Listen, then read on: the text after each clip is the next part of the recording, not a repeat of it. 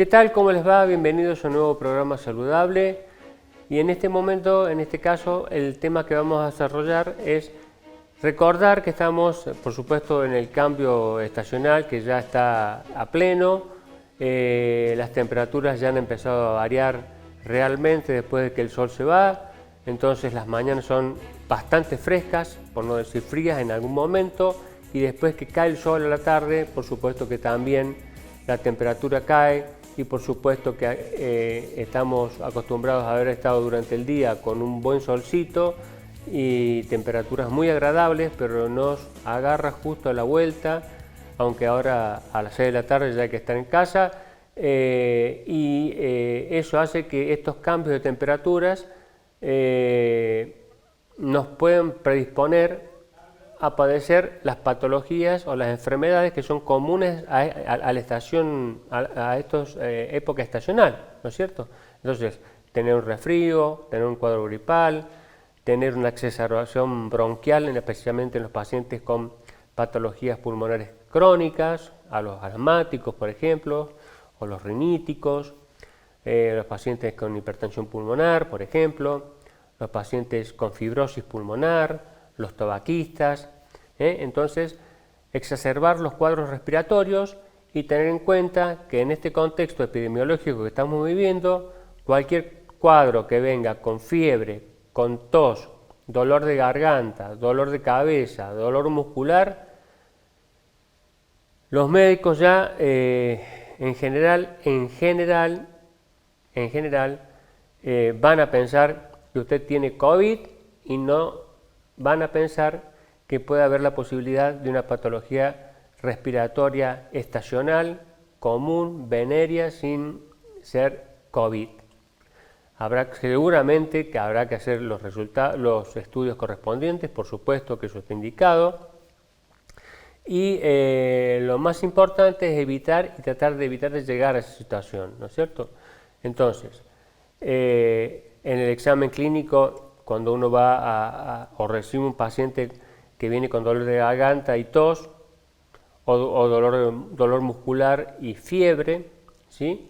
El examen clínico el examen de qué ha estado haciendo, si ha estado en contacto con tal o cual persona, si ha habido alguna relación directa con algún paciente con COVID en las últimas 72 horas, por ejemplo. Ocultar los pulmones, hacer la saturación de oxígeno, si está por encima de 97 en general no hay ningún problema. Por supuesto que independientemente de eso corresponde el hisopado, por supuesto, si hay un dolor muscular, si hay dolor de cabeza, dolor de garganta, ahora, pero más que todo por la situación epidemiológica, aunque uno esté convencido que sea un cuadro gripal transitorio, que con reposo y analgésicos ese cuadro debería ceder.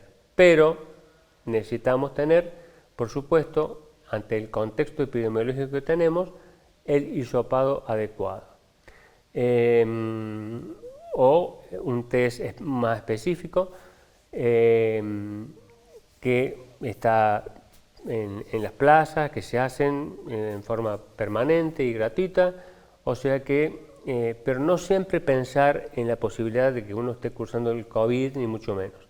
O, por supuesto, tener una neumonía, que no necesariamente tiene que ser por COVID, puede ser una neumonía en pacientes que están inmunosuprimidos, en los pacientes alcohólicos, en los pacientes que están en situación de calles, en los pacientes que están desnutridos, en los pacientes tabaquistas, que pueden tener una neumonía y no tienen nada que ver con el COVID y simplemente tener que ver con su contexto de antecedentes patológicos, de comorbilidades y una radiografía de tórax que sature adecuadamente bien ese paciente y los antecedentes epidemiológicos de ese paciente nos van a hacer pensar si ese cuadro que está haciendo el paciente tiene altas chances o no de tener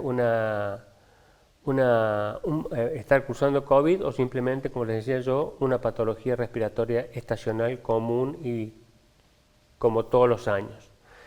Porque después se inician tratamientos que uno ya empieza a hacer tratamientos por las dudas.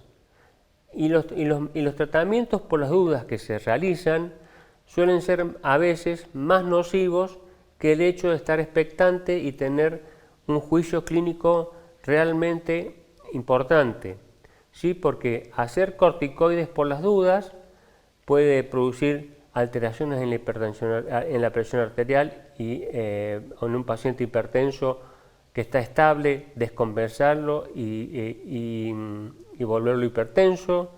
En un paciente diabético que esté estable y controlado, descontrolar su glucemia. Entonces, los tratamientos con los corticoides son armas de doble filo y si uno los hace por las dudas, pensando que puede ser un paciente que puede tener COVID, pero simplemente por sospecha y no por haber hecho un examen exhaustivo y dentro del examen no tener más elementos que el dolor muscular y una fiebre de 37,5, dar corticoides pensando que puede ser un COVID, me parece que es de muy poco sustento y es una mala medicina. Así que hay médicos que son muy avesados y que, por supuesto, el juicio clínico acá es muy importante y hace la diferencia entre descompensar más a un paciente, tener un riesgo mayor de producir más daño que beneficio. O sea, si vamos a hacer un tratamiento por las dudas, porque tenemos miedo que vaya a ser una neumonía, bueno, y le damos corticoides, y bueno, los corticoides también pueden producir en pacientes inmunodeprimidos, deprimirlos más y ser el corticoide el responsable de la neumonía. O sea que, como verán, es una situación muy delicada y el juicio clínico es fundamental. Entonces, tiempo suficiente como para tener un examen exhaustivo del paciente y mientras el paciente sature perfectamente bien, tenga un examen clínico normal, solamente tenga un poquito la garganta roja eventualmente y su temperatura no sea mayor a 37,5,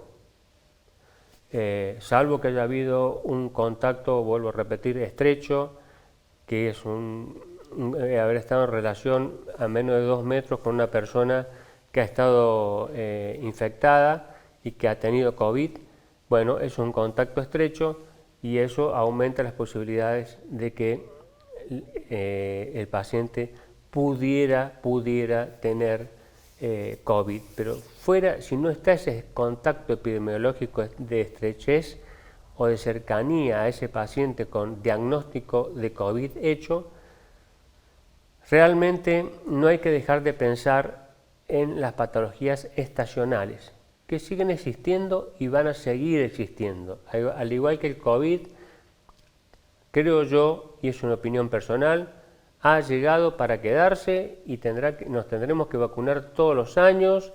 El tiempo dirá cuál es la mejor vacuna, el tiempo dirá, pero mucho tiempo tendrá que pasar para ver cuál es la mejor vacuna, cuál es el intervalo entre una dosis y otra. El tiempo dirá cuál es la mejor vacuna y para eso falta mucho, pero mucho tiempo. Nos vemos en el próximo programa.